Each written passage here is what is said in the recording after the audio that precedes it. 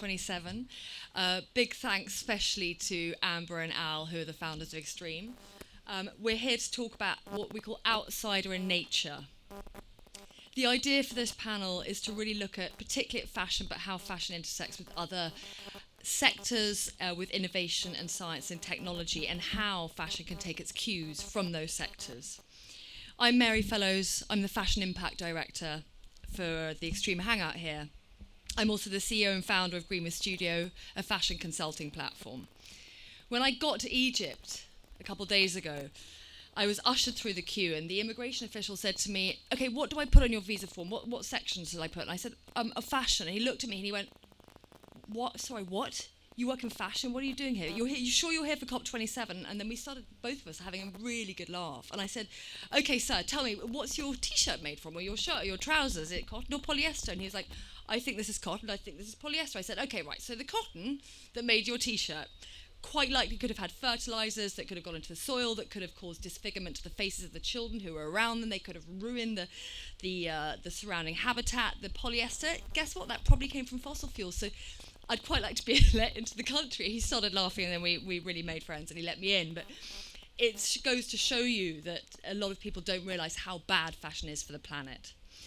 And if the reason we're thinking about circularity in Mother Nature here is that if fashion copied the way that Mother Nature has designed her systems so beautifully for millions of years, then we wouldn't have the problem we have with fashion being such a big polluter. If you think about when a bird sits on the branch of a tree and goes to the loo, that what happens becomes fertilizer into the soil. The leaves from that same branch become soil, and on it goes into a perfect circle. Just like the sea out there, the water will evaporate, become clouds, become rain, and go back into the rivers and the lakes. So Mother Nature invented what we call closed-loop manufacturing. And so the answers to sorting out the problem we have with fashion and other wider design and manufacturing all come from this perfect circle. We've got here today a brilliant panel who are going to combine science, innovation, and fashion to help us talk about this problem. And we're going to be moderated by the brilliant David Shukman, who has been the science editor at the BBC, a journalist for 4 decades. This is his 11th COP. He's visited the Arctic, I think, 15 times. So you're in extremely good hands. And with that, I will let him introduce himself and then the rest of the panel. Thank you very much for being here. Thank you, Mary. Great introduction, and thank you. And you talking about cotton reminds me of one of the assignments I had that first really taught me about how effectively we're trashing the planet. In Uzbekistan, there's the Aral Sea. You might have read about the Aral Sea, seen videos, seen pictures, drying out. And the reason it dried out, leaving a toxic dust bowl full of pesticides and fertilizers, and very, very high incidence of cancer amongst the people living around this apocalyptic scene, is the cotton industry. In the old days of the Soviet Union, and then after the breakup of the Soviet Union, huge cotton farms upstream just took all the water that would otherwise flow into the river, down the rivers and into the lake.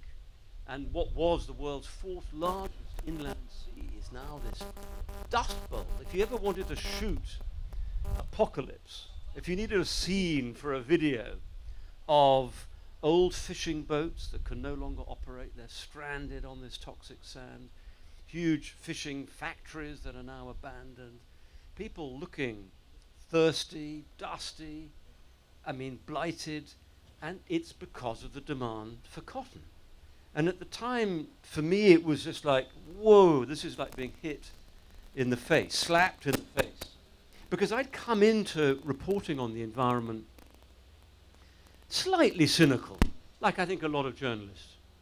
You know, we're a cussed bunch. We don't like being told what to say or what to do. And I'd grown up with environmental campaigns. I had a little badge saying save the whale, save the forest, but when people said to me, "Oh, is it that bad?" I just I wasn't convinced that it was. So going around on my assignments to the Aral Sea and the Arctic and so forth was like being repeated, having Mother Nature slap me repeatedly in the face. This is serious. We're trashing the planet. And for no obvious gain other than just extremely short-term profit. The other one, just to share with you, is the Amazon. I've been to the same bit of the Amazon rainforest 4 times over 20 years. And I have seen what should be dark, noisy, dense, biodiverse forest with monkeys screaming and birds crying morph into sterile, huge, silent fields of monoculture growing soya for the global food industry. And it made me think, well, the Amazon rainforest is one of the few allies we have in the fight against climate change because it stores so much carbon. And here we are hacking it down. And so we come to Cop27. Progress at these COPs is absolutely incremental at best. They are not going to save the planet. They're important, but they're not going to provide the answer. What will provide the answer is the fact that COPs provide a kind of oasis. Do you know, it feels a bit like an oasis under this wonderful set of carpets and so forth. A kind of clearinghouse of ideas. And I think if it serves the purpose of gathering brilliant, innovative minds, then I think we do have a chance. And that's why I'm so excited to be with this panel, bringing together sustainability, environment, climate, science, solutions. So look, I'm going to ask each of you just to briefly introduce yourselves. I could try, but I'd probably get it wrong. We'll just work down the line. Just say a little bit about yourself and your kind of motivation for being here, and then we'll get into a discussion. Absolutely. Thank you so much. Great intro. So I'm Dr. Amanda Parks. I'm currently the Chief Innovation Officer of a company called Pangaea. We're a material science company, but we manifest in the world as a fashion brand. My background is in science. I come from kind of all different forms of engineering. First was a mechanical engineer and then have a PhD from the MIT Media Lab that's hybrid between material science and computer science. So I'm looking a lot at the interactions between the digital and physical worlds. And the point of me coming into both fashion and sustainability is really about how we use digital infrastructure, everything that's come from the information age, to affect biological organisms and materials. So material growth, which involves a lot of biology, so biofabrication, et cetera. Pangaea is manifest as a fashion brand, but we are R&D at our core. We have an entire scientific research department, institute, labs across various parts of the world, and we have a material philosophy which I've called high-tech naturalism, which is looking at taking places where there's abundance in nature, so things like agricultural waste, so we don't have to do exactly what you're talking about, moving towards biodiversity in fibers and not everything in cotton. And also thinking about other areas where, carbon is now something that we have in abundance, so let's use it. That's how we get rid of it. We put it into things responsibly. So that's kind of the premise of what we do as a company, and I'll pass it on. Great, thank you very much indeed. Nicholas. Hi, I'm Nicholas Kirkwood. I am a luxury women's shoe designer based in London. I started the brand back in 2005 with the aim to sort of create sort of innovative silhouettes and really sort of experimenting with, at the time, what seemed very sort of exciting kind of new materials. My sort of focus really for the last sort of 4 years, I'd say, has really sort of been looking at innovation, particularly in the materials themselves, and that sort of started. It's such a sort of a wormhole of where to sort of start. But I looked at things that were recycled, looked at things that were natural, looked at things that were biodegradable, and these were the things that were sort of there at the time, and I sort of started trying to sort of make pieces with them all together, and then sort of realizing that and just really essentially making this sort of Frankenstein kind of item where it's like it's a recycled heel with a biodegradable upper and so-called bio-based leather, and I'm sort of looking at these things and thinking, like, let me actually just sort of scratch the surface a little bit more, and I find that recycled heel is actually in fact only 30% recycled, and it's still classified as recycled, and then the rest of it is virgin plastic. That the so-called bio-based leather is exactly that. It's bio-based, and it's covered in polyurethane, and actually including that, it's also then backed in polyester. essentially just making a sandwich, and it's really then I thought, hang on, I just need to really look like further down this kind of wormhole. I kind of like need to, I was kind of like sort of shocked by these sort of these kind of revelations, and I sort of looked kind of further and further, and I sort of realized that how can I really try to find a solution when I'm trying to make such a kind of complex item with so many different kind of components. How do I try to unify that into some kind of some kind of way that there's a sort of strategy for a kind of a post-consumer existence of it? What really happens to it, kind of this post sort of life? How can I actually try to make something that is ultimately circular instead of quite clearly linear? I then, sort of really been looking, particularly, I think, the pandemic has made a huge sort of difference to, having a time to think and really to reassess, your business models, what is it that I really want to achieve with the message that I want with my brand. And so I ultimately then sort of decided to really to look at the whole kind of structure of how I could kind of create a new sort of business, and ultimately realize that my current sort of situation, I was still really kind of part of the problem, and I really wanted to be kind of part of the solution. And let's hold the next thought, and we'll come back to you. Okay. That's a really interesting introduction, and it sort of set us up for the first topic. But let's carry on with the introductions. Nicholas, go on.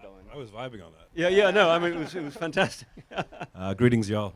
Kempton White, founder of the Emissions Capture Company. Fundamentally, infrastructure background, heavy infrastructure, large scale, whereby I was focused on the nexus of energy, water, food, and waste within a sustainable context. From there, developed a platform whereby we capture waste streams in gas, liquid, or solid forms. We run it through modularized equipment that ultimately produce sustainable commodities. One of our installations captures the carbon and wastewater of Nestle in Pretoria, South Africa. It was the first carbon capture unit delivered in South Africa, or Africa period. And not only are we reducing scope 1 emissions from the direct stack capture, we're also offsetting 22 times the actual carbon intensity of animal feed on the back end by making sustainable baking soda, for example. And what we found more recently, it's quite interesting, is the multinationals aren't just focused on scope 1 reduction, but also the scope 3, where it's the real challenge, which comes to supply chain, which is fundamentally mostly what we're talking about today. Great. Thank you very much. Thanks. Nikita. Hi. Yep. I'm Nikita. I'm from the Mills Fabrica. We are the official innovation partner for the Extreme Hangout. So yeah, it's a pleasure to be here. And so the Mills Fabrica, we are an incubator and investment fund based out of London. We invest in 2 pillars, and it's really on a B2B side behind the curtain from the fashion industry. So we invest in textile, we call it, which is textiles, fashion, apparel, and the manufacturing supply chains.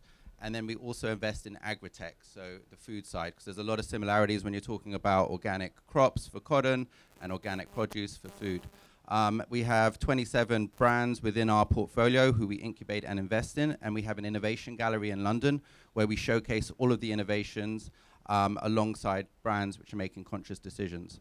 So yeah, that's in King's Cross as well. Hey, thank you very much for these great introductions, and you've all got fantastic stories to tell. And I mean, in the same way that I shared my story of the profound shock of seeing what happened to the Aral Sea, what was the turning point? Did you have one turning point? Is there a moment, a sight, a conversation, an insight? I mean, Nicholas, you described, you were effectively peering through the layers of greenwash on what was meant to be green and sustainable, and I love your description of the wormhole, that things were not as they seemed. Was that something, and then you mentioned COVID. Talk us through just what tipped you into where you're going now. I think it ultimately is really an education, and just like a realization through being presented with sort of facts, whether being presented or finding them out yourself, is and then actually having a bit of a conscience and a kind of will to try to find a solution, is ultimately which kind of, sort of led me to try to really to look at potential other other avenues within this. And, shoes is a really particularly complicated item. There are so many different kind of components, all made from all completely different types of, materials. And, and before I know sort of like banging on before, but essentially it was what I was really wanting to sort of say is that I really sort of through kind of COVID, I sort of realized that this kind of incremental change that I'm trying to sort of put in, even though as fast as I was sort of trying to do it, I ultimately ended up sort of just like putting on the table, okay, these are the things I can use, as opposed to doing it the other way around. It's a bit like, let's use the best option that is available, and if it's not available, we'll wait until it comes around. I then decided, okay, we'll put just on the table what we can use. And it's really so little amount of, literally we could put them on that table. And so I started for a couple of things that were genuinely sustainable. Things that were 100% natural. Okay. So basically my kind of revelation was, okay, how do I make a product that is 100% natural, not a single sort of thread that is kind of, or glue that is kind of coming from any kind of fossil derived product. Okay. And I then ultimately said, do you know what? This is part of the problem, but it's not the only part of the problem. The problem is also fixing the materials is maybe 50% of the impact. How about how it's made, where it's made, how it's shipped, how it's warehoused, what happens to it post-consumer? These are all items that add really to the other 50%. So I basically kind of through kind of COVID came to thinking of how to come up with a new concept, and ultimately decided that I cannot do it with my current brand, and I'm going to actually from February next year close it to focus completely on a completely new concept, which will which I hope will be it's definitely going to be a world first, and it's going to be quite a radical approach to how a shoe is made and how it comes to life. We'll see if we can tease out of you a few more details later. A little. Nikita, while you've got the mic, was there a moment of revelation? I think it's just always been connected to nature as a kid, and just seeing the destruction of the oceans was probably the biggest revelation. Going for a swim and having plastic wash up onto the beaches. So previously to joining the Mills Fabrica, I was at an organization called Parley for the Oceans, which had the biggest ocean cleanup network on the planet. And seeing that firsthand, and seeing the pollution, and seeing the destruction of fossil fuel derived products in the ecosystem is something that I thought was very important to try and challenge. And even at Parley for the Oceans, we were looking at, we were recycling ocean plastic, but we really we started an investment fund where it was about investing in alternative materials. And so joining the Mills Fabrica was very natural, because they invest in alternative materials to try and replace all the toxic materials that are in the industry today. So rather to focus on reducing the source of the problem, effectively, rather than clearing it up. Yeah, reducing the source. I think if we can solve what's going on at a manufacturing supply chain level, then everyone else, doesn't really have to make those conscious decisions, because it's already been made for you. So I think trying to solve that problem, which can make systematic change throughout the industry, when we're talking about fashion, let's say, from luxury all the way down to value, I think it's important. Amanda. Yeah, I think. Was there one moment? Well, it's something that actually isn't fashion related, where it came from e-waste. Okay. So I spent a lot of time in my first 3 years at MIT soldering circuits, building modular constructive assemblies for robotics, and the whole nature of just watching how much e-waste we were creating at MIT, just in our one kind of small lab complex, and thinking about how almost nobody there, even though we know how to build this stuff, no one really knows what things are made of and how to take them apart. And there's this massive kind of information lacking. And I started teaching a class, because there wasn't anything offered, called Futurecraft, Radical Transparency in Product Design, where we just spent, and this was in like 2006, before it was cool to do this, like took apart products, tried to figure out what they were made of. It's cool to be pre-cool, right? Exactly. Yeah. And then just kind of, working through, okay, well, it's even harder to be able to build circuits from recyclable things, but understanding that we can, in material science, have triggers, different kinds of natural triggers that we can put into materials about biodegradability. So I came to fashion through the back door, kind of through wearable tech, and thinking about, well, first we need to change the nature of just standard textiles, because they're so abundant. So after I finish, totally transforming fashion, then I'm going on to circuits, and because I do want to get back to building more wearable tech and interactive technologies, but I just need to solve, because I said I'm not retiring until I built a fully biodegradable circuit. So. Okay. I mean, there's obviously great applause there for your ambition, and we're with you all of the way. Thank you for that. Kempton, what sort of got you into this, thinking this way? I mean, clearly capturing the carbon coming out of big industries is a huge challenge. Some might question whether it can ever be done at 100%. When we were talking earlier, you reckoned you could do it that way. But what drove you into this? It was actually less to do with carbon, but more to do with brine from desalination. I was attending the commissioning of a nat gas-fired desalination plant to supply water to an alumina refinery. So you can imagine of all the different types of pollution and molecules coming out of this facility.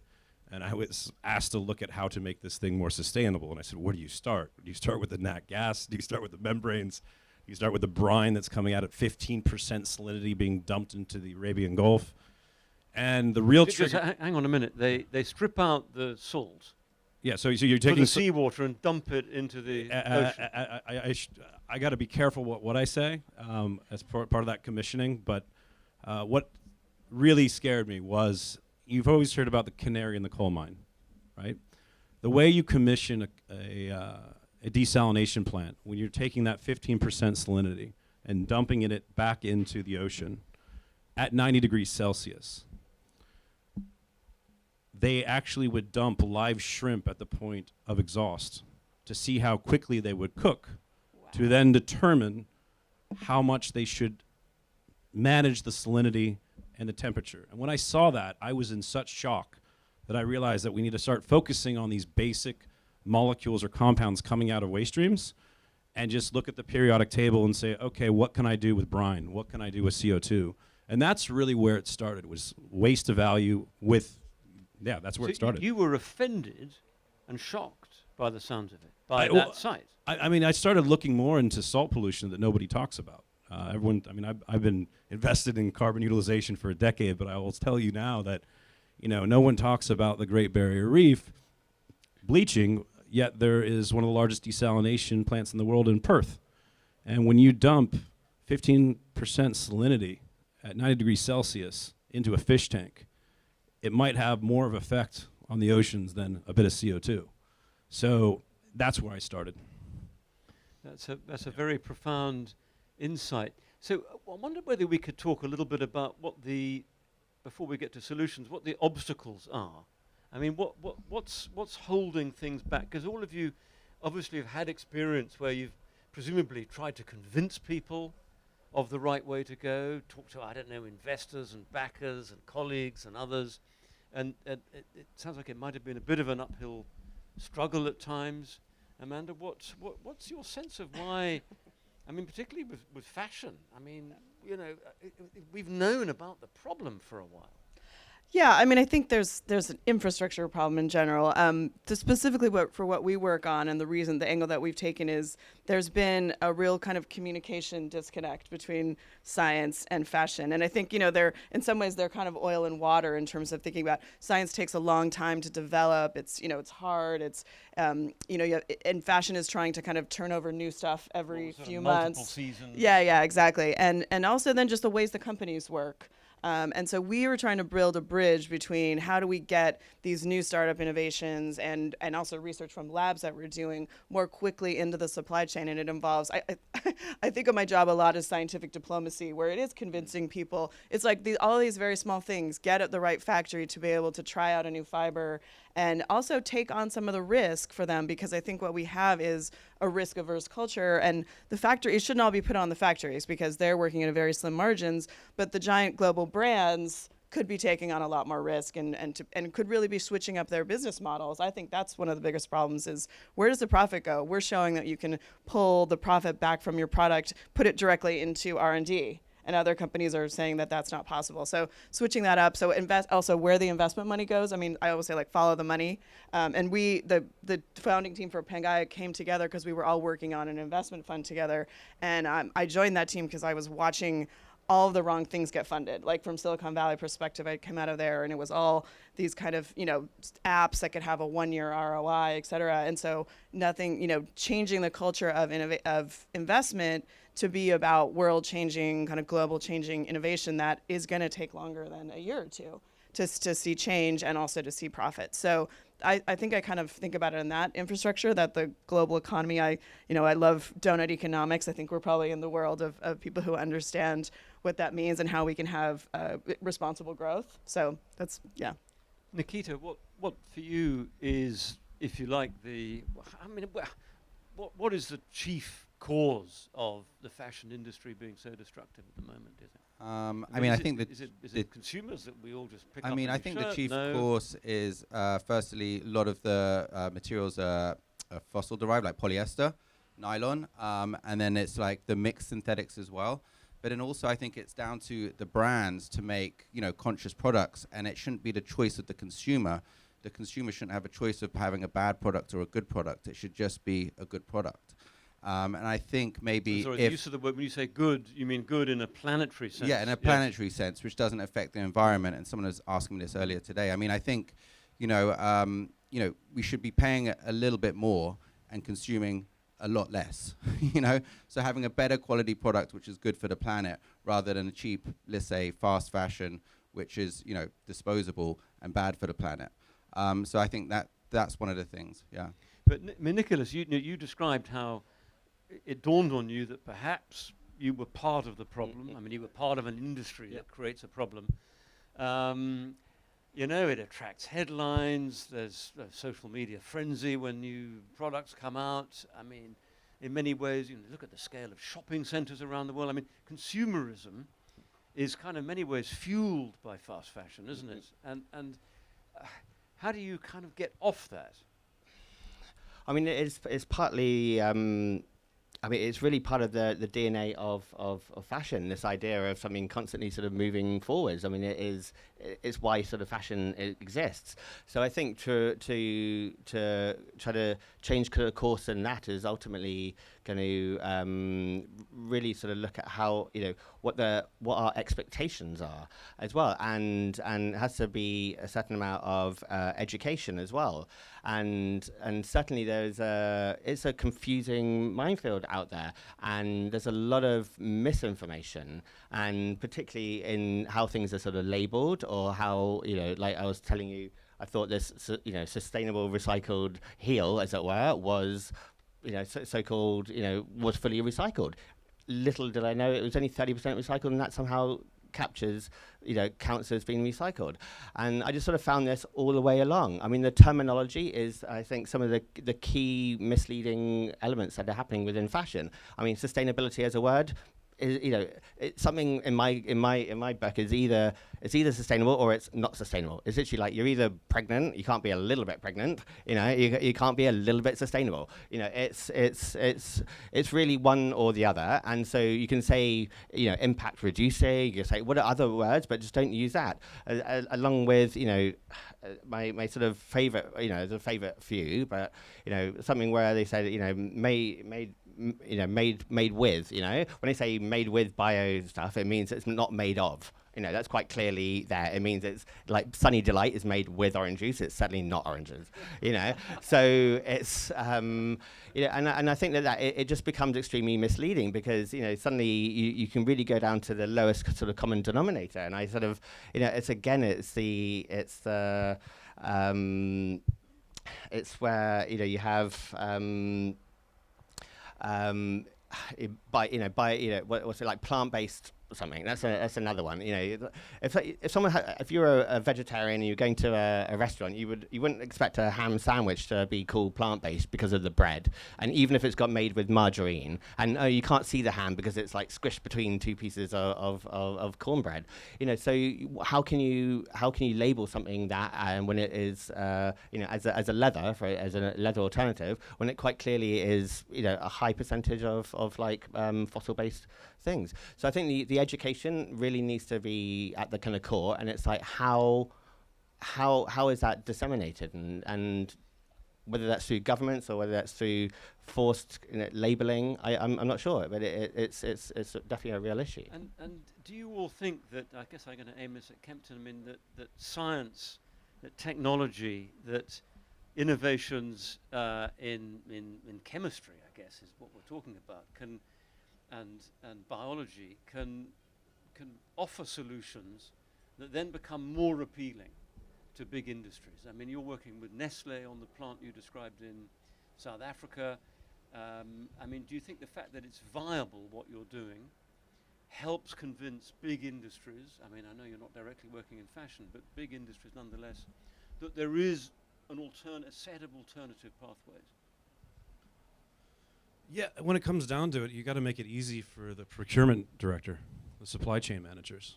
And what we try to do, and what a lot of other of our peer set try to do, is make it so that they can switch suppliers without changing their behavior, but it improves it ultimately on the product from an ingredient perspective for the consumer itself. A lot of what Dr. Amanda and Nikita and Nicholas were saying. If you make it easier for the procurement managers and the supply chain, there are plenty of solutions out there which are basically operational efficiencies. I mean, we're just taking waste and utilizing it. It's resource extraction. Fundamentally, it's a very simple business. It's not mysterious. And if we have other processes which materially take waste, utilize it, you solve part of the problem, not the entire problem. The rest of it obviously needs to be left up to nature and our natural carbon sinks. But when it comes down to it, I would say procurement managers, incentivizing them is the most important. Because presumably, one of the big obstacles, we've got a cost of living crisis, acute pressure on people's incomes, inflation pretty high, rising in many countries. I mean, it's not the easiest time, maybe, to be saying we need to be paying a premium for something to be more sustainable or fully sustainable. Anyone of you want to pick that up? Amanda, you look like you're poised. Oh, yeah, I don't know. No, I was just going to say, I don't think we need to be so focused on the consumer. I think this is an infrastructure thing. Instead of you saying like something is either sustainable or not sustainable, I think of sustainability as a series of priorities and choices, right? And so there's no one perfect sustainable solution. It depends on where you are, what you have at hand, what the resources, what point in time, what you're trying to accomplish. And so this idea of what you were mentioning is there's a kind of like an innovation kind of level that we have to get through. And if government or infrastructure or investment can help with that, and also we need to be a little bit more patient, because the nature of kind of R&D and innovation has to kind of it's going to take a little while to adjust that plant, and somebody has to invest in that, and somebody has to believe that it's going to work better. And if governments and infrastructure are able to get us there, then we'll have that next shift. So I think that blaming it on the consumer, I mean, like thinking about the whole idea of carbon credits, that was an invention of the fossil fuel industry to kind of shift the burden onto people to say, oh, you need to reduce your carbon footprint. So I think that's not a responsible way to think about it in terms of consumers. But just one last point, going back to fashion, I also think that there are different models, which fashion is about this nature of change and beauty and aesthetics and personal expression, and that's why we love it. But there are other ways that brands can make money from, rental, swapping, how can we make fashion more experiential? So it isn't just about making new and having it be about consumption, but having it be about sharing and the experience of the fun artistry part of it. And that's why I also support things like models around rental and all those things, and brands actually digging in to think about those as different revenue streams. It's not just about sales, but what if you followed your whole product for its whole life cycle, and you knew where it was, and you brought it to people where you wanted it, and all of that. So that was a bit of a mixed bag of answers. But but that'll appeal to some people. It seems, and I think, especially for young people. Yeah. And I think a few of you have touched on, I think one obstacle, which is language, and what we all understand, and what everybody thinks they understand. And Nicholas, you've talked about, sustainability. It's binary. It's on or off. I mean, everywhere we go, everything's planet friendly. It's, even the most carnivorous fossil fuel companies, you go to their websites, there's a picture of a little girl holding planet Earth, isn't there? BP has a flower. A flower. I mean, it's in a way outrageous, isn't it? Kind of what they're getting. But help us just with the language. I mean, okay, as scientists, we've got scientists on this panel here. Biodegradable. Okay, yeah, I knew this was coming. Compostable. Yeah. Recyclable. Yeah. I mean, I could go on. No. Let's just do a few of them. Of because course. I think it might be, it might be helpful to everybody. Sure, and I think that the point is that all of those words do not have a single scientific technical definition, and that's part of also the problem. And if they did, it would be like 2 pages long, and it wouldn't be approachable.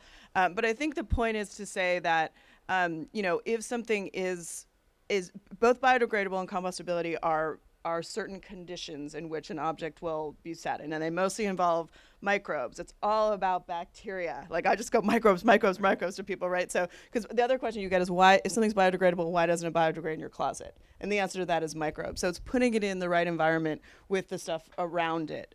So usually biodegradability occurs, and this is why I say usually, I'm like being very careful, but occurs in anaerobic conditions like in landfill, versus compostability occurs in aerobic conditions, and you have different sets of microbes and also different nutrient sets and temperatures and conditions. So that is sort of a way of explaining that it's actually, because there's no single definition of those things, and there's also even the testing mechanisms that we're using are incredibly arbitrary. I was shocked to find out the levels of standards of what they're measuring, how much is left, and it was just not that scientific. So it's a new area where it's being researched a lot better now. But I also think that it's important to recognize that something could be biodegradable because there's been an additive put into it. So it could start as a fossil fuel and then made to be biodegradable through a chemical additive, which isn't necessarily good. Something could be bio-based, have something added to it, and then end up not being biodegradable. This is what also is super confusing, not just if it's blended, but even if it's 100%. And so we do not have a good labeling language. Am I further complicating the point, or I don't know how to answer the question of illuminating and complicating, if I may say. Am I right in thinking that there's also, even say an apple under certain landfills, that have been dug up after 25 years, the apple is still in one piece because maybe it's been compressed too much or whatever. So it's amazing to think, even if you try to take the most natural thing and you think that you could put it into landfill and it will just sort of degrade. Is fashion got a chance to do that? Yeah, I think what was just one last point is to say our philosophy is to first say do no harm. So we think of it as almost like medical. So if one of our cotton t-shirts just say ends up strewn in the ocean or strewn not in a landfill or not in the right place, it won't actually create microplastics and then further pollute. It'll just sit there and do nothing. And everything is also about but it how might much snag wildlife. Well, it no, might cause other problems. sure. I'm Yeah. not saying that that's a Yeah. good thing, but what I'm saying in the sense of if you put a whole bunch of polyester in the ocean, you're literally going to mess up the entire food supply chain and eco supply chain across the whole thing. Because that because degrades. because of the microplastics. Yeah, Okay, exactly. yeah. But you into have, microplastics, right. yeah. But if you put a cotton T-shirt somewhere, it's not, it's not going to do harm as it starts to I mean, I'm degrade. sure we've all seen the video of where those Yeah. clothing dumps Yeah, are on so the coast in Ghana, and it's it's huge. It's also all Yeah. about just how much of everything Yeah. is everywhere, right? So that's why we need to get consumption down, but then getting things into the right places. And I like to talk about how if you want to really innovate in fashion, you should go work for the Department of Sanitation, because we need infrastructure on the end of life side. To No one handle is doing the end that process. part of it. Yeah. Nikita, you were reaching for the mic. Sorry. on I this. was just touching on the whole thing about what is the problem. I guess it comes down to the labeling, and it's lobbying the governments to bring in restrictions or rules around labeling, because no one knows what they're buying. If it's a biomaterial, it could be bioplastic, but could just be equally as bad for the planet. But people are thinking they're making conscious choices by buying a bioplastic shoe when it's technically not that great. So So it could be a bioplastic that doesn't degrade easily, or it could be. Because essentially, I think, yeah. I mean, I think the molecular makeup it may come from come from sort of like a bio-based bio-source. ethanol. But it's ultimately is exactly the same product. Is that correct? Yeah. Okay. So So- it still won't break down Okay. naturally. So it's better on the front end in some ways, but on the post-consumer, it still has the same issues. So the word bio, as it were, Biomaterial, as an yeah. additive to the word plastic or material, doesn't guarantee. Yeah, so it's big. It can be, big greenwashing, because it can be Yes. bio-based materials which are 100% natural and just completely disappear into the environment and cause no harm.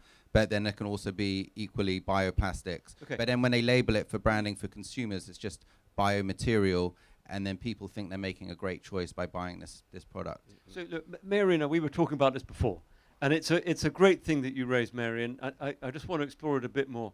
Okay, let's come at it from the point of view of the consumer. I know we don't want to angle, but I mean, I'm in a shop, and I want to do the right thing, and there's a choice. What should I look for in a label? Okay, let's say there's a better system in the near future of labeling, enforced labeling. What should I look for? Not the word bio. I mean, I think Amanda will be probably better placed for this, but I would say, for me personally, I look for cotton. But then you can buy an amazing cotton jersey, organic cotton jersey, but then the dye on it may not be the best and maybe the most toxic dye, So, and people don't think about that. They're like, I've made a conscious choice. I've bought a cotton jersey, organic. Everyone's got a living wage on it, but it's jet black, and it's that's one of the most polluting dyes. So apparently. okay, so cancel the black cotton jersey then, right? What are you Well, going to also go the for? white one as well, because that's probably been bleached. The white one, okay. All right, come on. Let's try and find what we can. I just want to Okay. say one What thing the about labeling so could, what would useful it labeling look can't like? all be in the labeling, because then you would have a label the size of the garment. But and I also want to point out one thing, that not all these the reason that brands are using these materials is because better ones don't necessarily exist.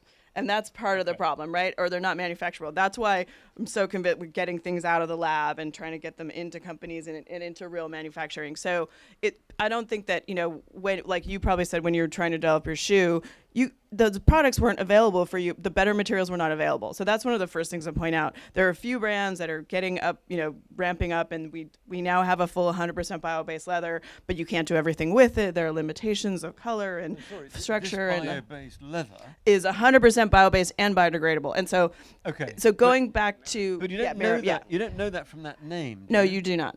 No, it's called this. The fact it's that called it's mirror. bio-based, it may fail the No, Nikita but- test. No, Yeah. absolutely. Yeah. So on our website, first of all, we have QR codes on everything that you can scan and get full transparency. Okay. We have a full scientific section. So if you were shopping in a store, I would scan the QR code and try to find out more. And I know that's not a great answer, but right now that's the only way that we have of fully explaining that. Here's, we've done a full life cycle assessment. Here's the exact components, how much of each. And then also brands being feeling free and comfortable to point out what they're doing wrong. And I think this is a big thing with press and also consumer, like this kind of consumer anger.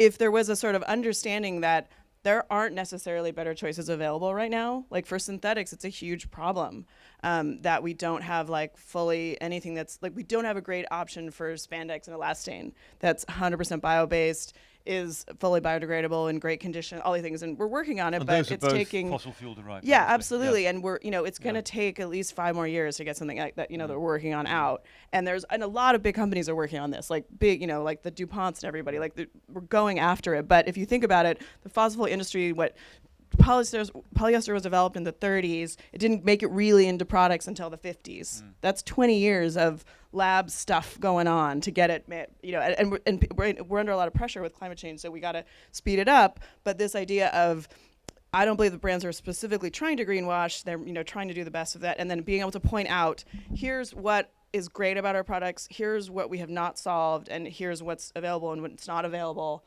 and all of that. So, I mean, just as a little bit of fossil fuel context, I don't want to spoil the mood here, but I mean, the oil industry has clocked that there is this process called the Paris Agreement and all these COPs, and the projections are, which have not been realized yet, the projections are that oil and gas use will go down for transport, for example, and for heating. But guess what? They're looking to compensate for that. So they all have huge expansion plans. Louisiana, Antwerp, a number of other places for vastly bigger plastic production plants. So their business models, their projections are for the future is plastic. Now, if you look it up, there's Cancer Alley in Louisiana, an astonishingly polluted stretch of the Mississippi River with oil refineries, plastic production facilities. They produce the polymers, which are often in the form of nurdles, little rice-sized bits of plastic. They get shipped around the world to places that then process them into the textiles. And of course, a lot of these get leaked out of the containers and pollute the oceans. And these little nurdles have been found on every beach of every continent. I mean, so there's a massive. So I think we need to be thinking in terms of the industry underpinning plastic Terrifying. products is definitely not thinking of scaling back, but in fact the opposite. Yeah. And so I'm counting on you lot to come to the rescue of this. I mean, no pressure.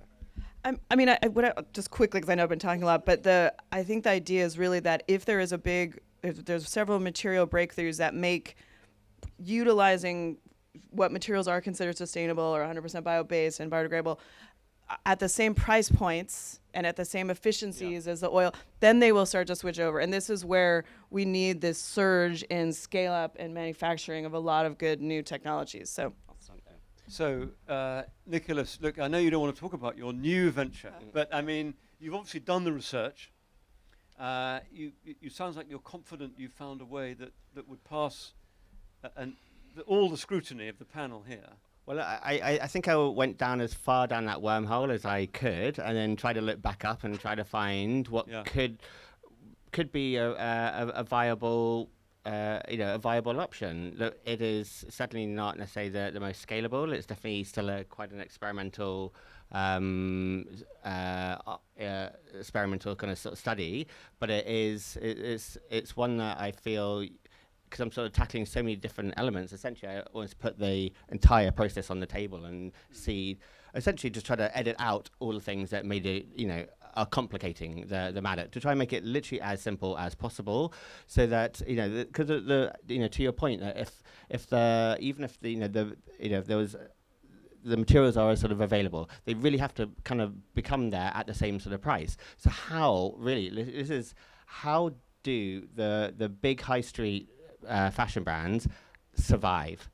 Because it is clearly impossible to make an organically raised T-shirt for £10. So someone down the line is getting really screwed, and the planet is as well. And they are going to be like the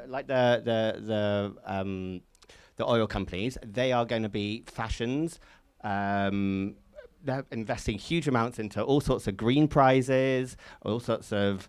I was even sort of asked, do I want to apply for one? And I was literally sort of shocked, saying, honestly, like, I will regret that for the rest of my life if I suddenly get a prize for, from essentially, they want to be so much part of this kind of conversation so they can steer it away from ultimately what will be their fate. And so science will have to literally be magic in order to be able to make a T-shirt for £10 in the future. I'm sorry, that sounds kind of quite negative. On the flip side, can I also say that something kind of quite positive, that I really truly believe that there is amazing innovation kind of going on, and there are companies like Pangaea that are at the forefront of innovation, and that is just going to help really inspire the fashion industry. And one thing that is absolutely sort of true about the fashion industry, it may be very sort of slow to kind of get things going, but when they do, the floodgates open, and it will. I have no doubt that within 5 years, that it will be the norm to be able to make far more environmentally conscious products. I mean, it's definitely become the norm, hasn't it, for things to be branded as in some kind of form green.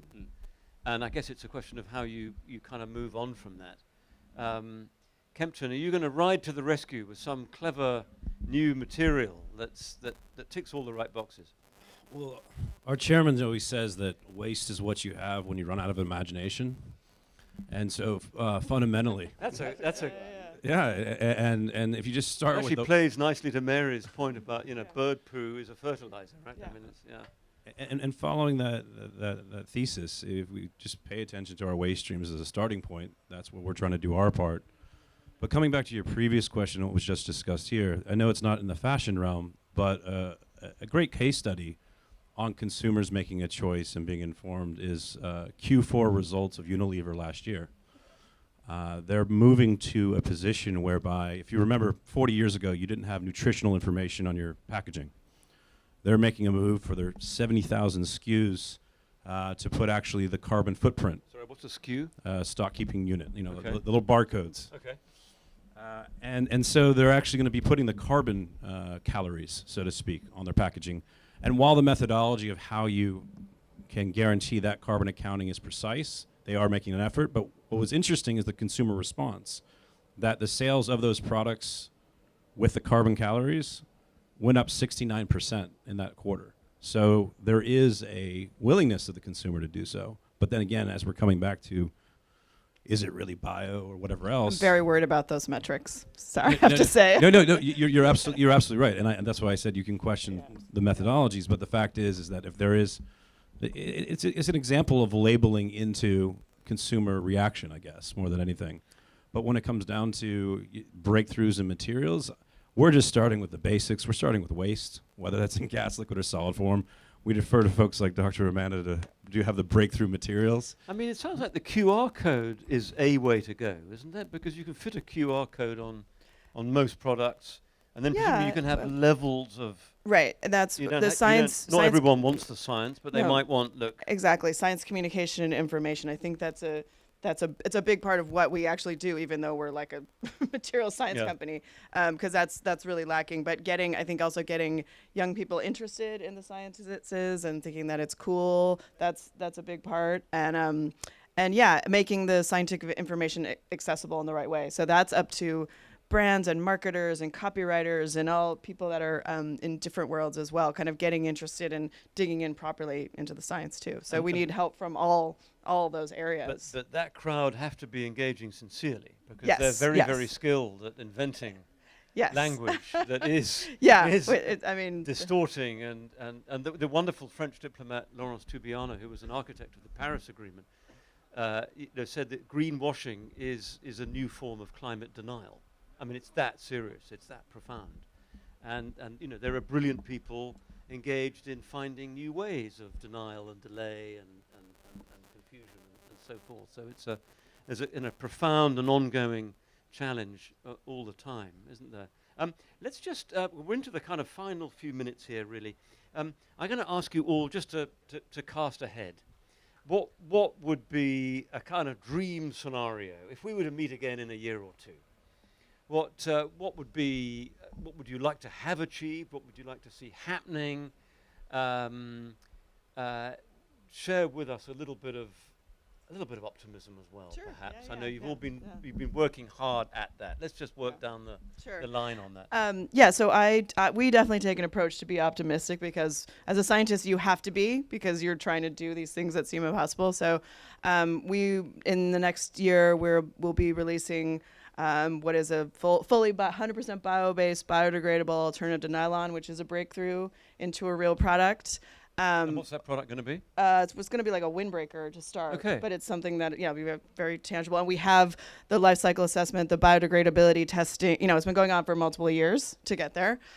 We also have a new treatment called a multiplex laser surface enhancement, which will mitigate microfibers. You can put in traditional and recycled synthetic textiles, and it actually kind of seals them to not give off microfibers. So this isn't a transitional solution, but new, and this involves a low frequency laser, plasma gas, and a kind of superheated system, but very low energy, no water, no toxins. So it's a breakthrough from that side, and it also does print prep and all the invisible things better. So just two examples of things that are coming. So we're working on that. But what I would really like to see especially from this audience, is infrastructure change, like governments taking part in true infrastructure development, understanding the back end on products, systems like you're doing, that we're all kind of, working together to side stream way. I love also the idea of side streaming, where you can use multiple parts of an organism from the very beginning, so that we all are kind of working. Like, I'm trying to work on this narrow angle of product, but I want to see infrastructure change. Okay, great. Nicholas, you will have launched your new brand. Oh yes, I hope so. It will be a mean, stunning success. Well, let's see. I mean, Yeah. it's quite a. We'll all be wearing the shoes. I hope so. No, basically, no, it's really no. Honestly, it's going to be an exciting sort of year for me, and it's going to be a challenging one at the same time. But But I ultimately also sort of believe there's going to be multiple sort of solutions and options for the customer in the future. And I like to sort of almost use the analogy like 20 years ago, you go to the supermarket, you just had milk, and one type of milk, and then maybe 5 years later, you had 3 different types of skim milk, semi-skimmed, and full fat. And now you kind of go, and then there's so many sort of plant-based alternatives, and I think that kind of the option for people to sort of choose and for companies to really perfect, properly sort of circular solutions. So whether that's really recycled or really natural or whatever it may be, but so the customer can really sort of choose that this is the sort of the life cycle that I want my product to There's have. transparency, there's honesty, and so and multiple sort of solutions, because yeah. ultimately also if you pull out of one thing and heavily go into another, that's going to potentially cause another issue. Brilliant, brilliant. So it does need to be a multi-pronged approach, I think.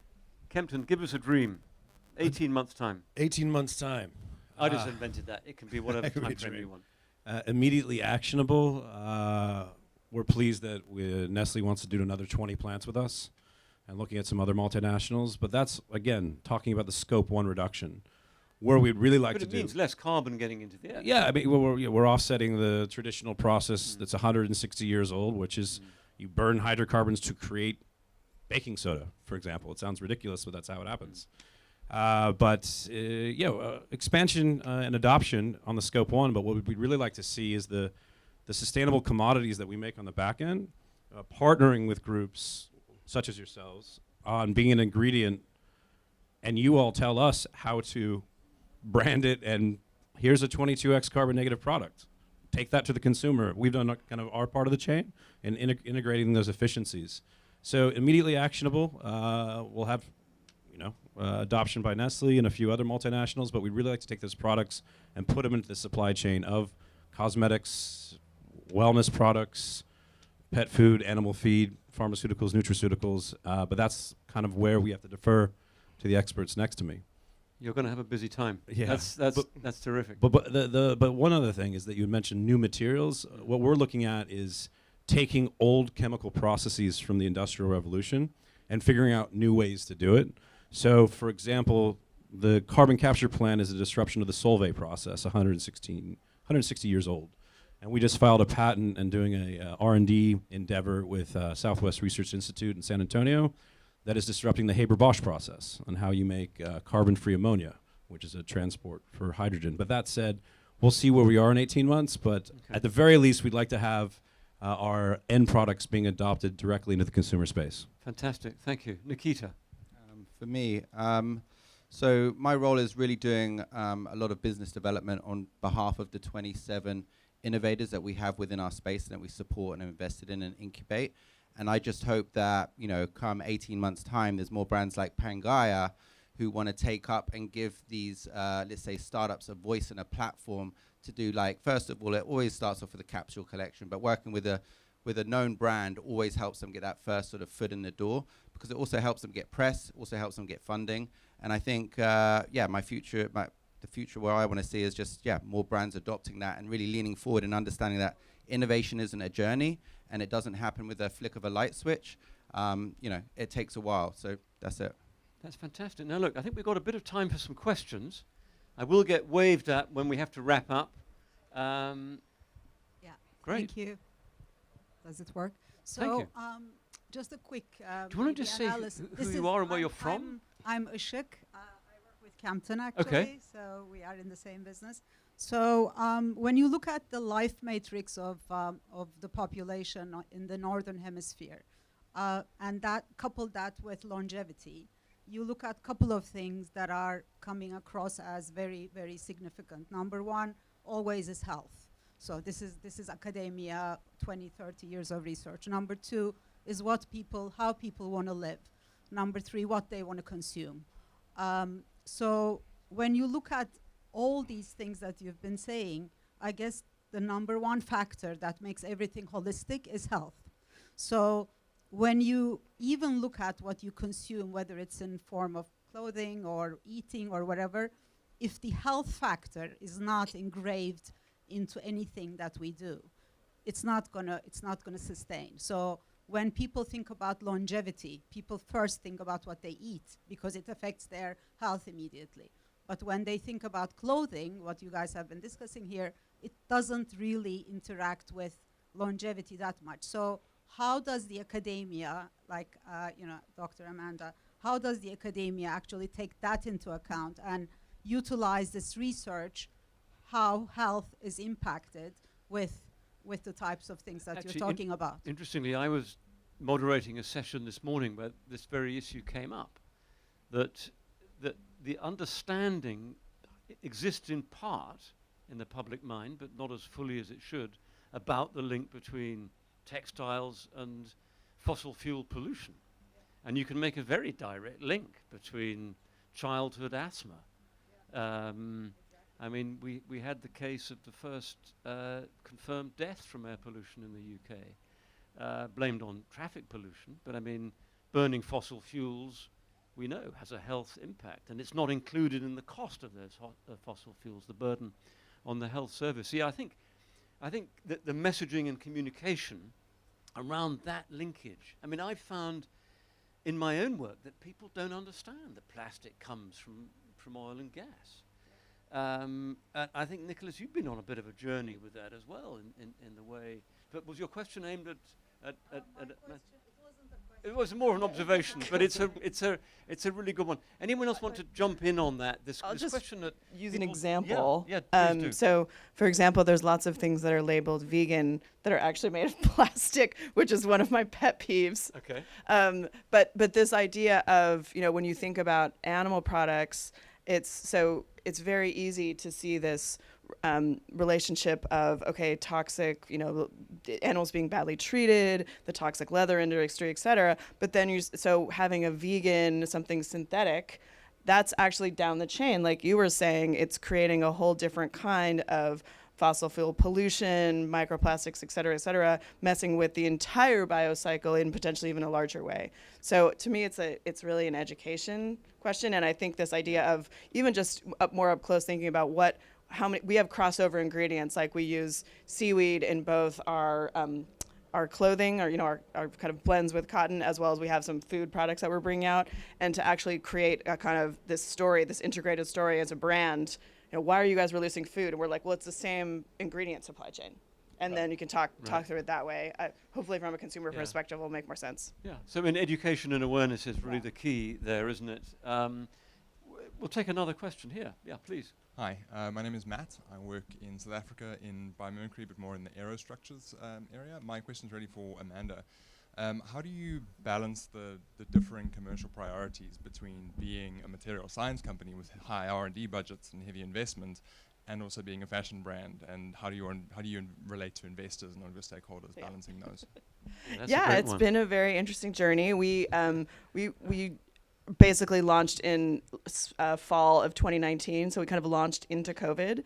But this turned out to be sort of strangely beneficial because we were making sustainable tracksuits, so work from home gear. So we sort of rose. So we were kind of lucky to sell quite a bit and become profitable quite quickly in a way that allowed us to funnel money into research. But basically, we're trying, as big of an experiment of our company that the research of the science is, it's also a business model experiment where we're shifting profit back into the research. So luckily I have just as innovative partners in development and finance that are trying to make this work. So we have a full, we have 15 scientists and 10 people on an impact team inside of a fashion brand, but we're not spending, so there's a lot of money going there, but we're not spending $2 million on celebrity endorsements. Like we don't pay anybody to wear our stuff. We literally use our science, like shooting in our labs as the marketing. So there are some sort of business model shift ups that we're trying. And we're also trying to act more like a tech startup also. Like our Series A investors are Valor, which are the early stage investors into Tesla and SpaceX. So they see us really as this long-term investment, and that's really important that we're not being pushed, to actually sort of do like giant retail, like open 20 shops, or like, no way, that's a terrible carbon footprint idea. So we are taking this long road. So the business itself has grown very quickly, so we've been very lucky. for that part of it, that we're profitable, but in the same way, anything that's on the investment and everything is going into a long-term research. So it's an experiment. Good. Thanks for the question. Great answer. Another question here. Hi, I'm Rona from the UK, and Kempton, please don't punch me for asking this question, but obviously you've now been able to achieve carbon capture at scale, so how do we balance that with business as usual? And what are Nestle doing to inset versus, or is the carbon capture just the bits they can't inset, so it's their offsetting strategy?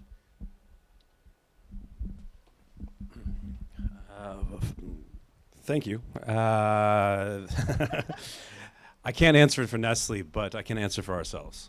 And fundamentally, we will not apply our technology to any sort of emission stream that can't be replaced by a solar or wind or battery. We've made that a decision. That said, when you have biomass or biogas or waste energy, you still have CO2 coming out. So what we've been doing in our partnerships is integrating directly into the chimney outside of the boiler house. So regardless of what they're burning, we're capturing the carbon. So we future-proof it for their transition itself.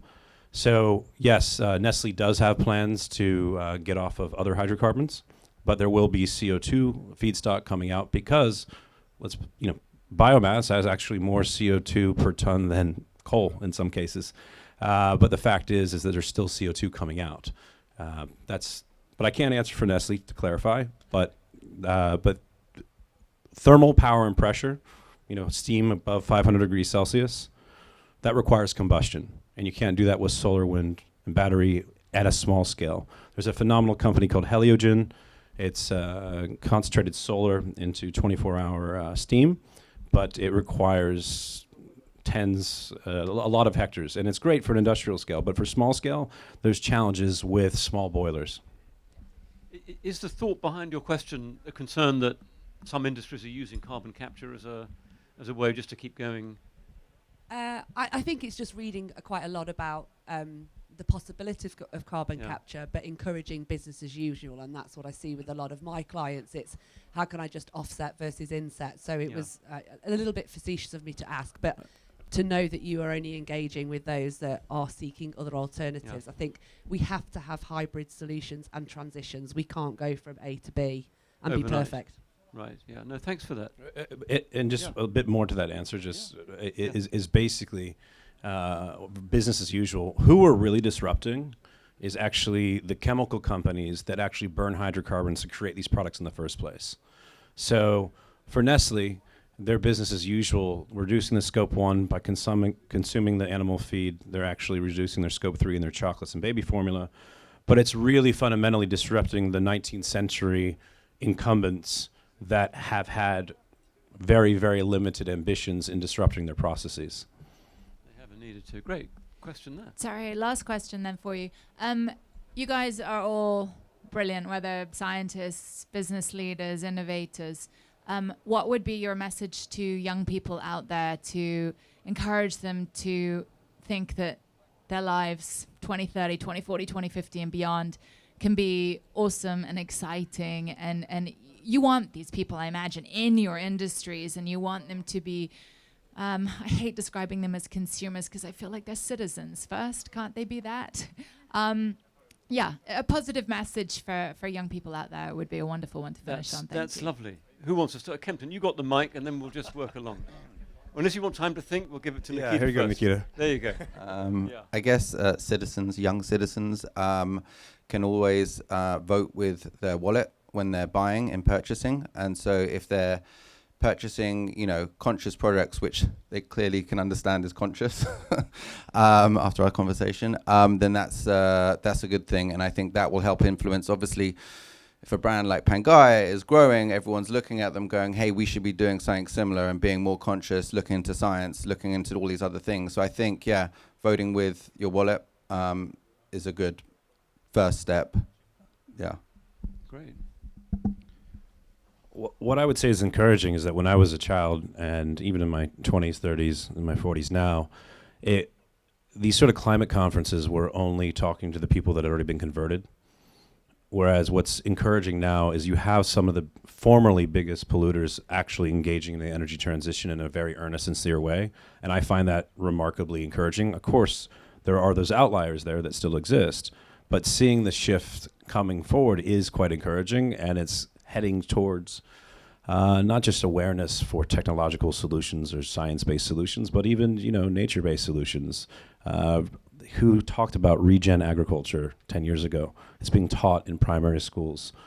That's remarkably encouraging. So that's what I'd have to say. And encouraging two young people to get involved. Yeah, absolutely. Yeah, regen ag, phenomenal. Regenerative agriculture.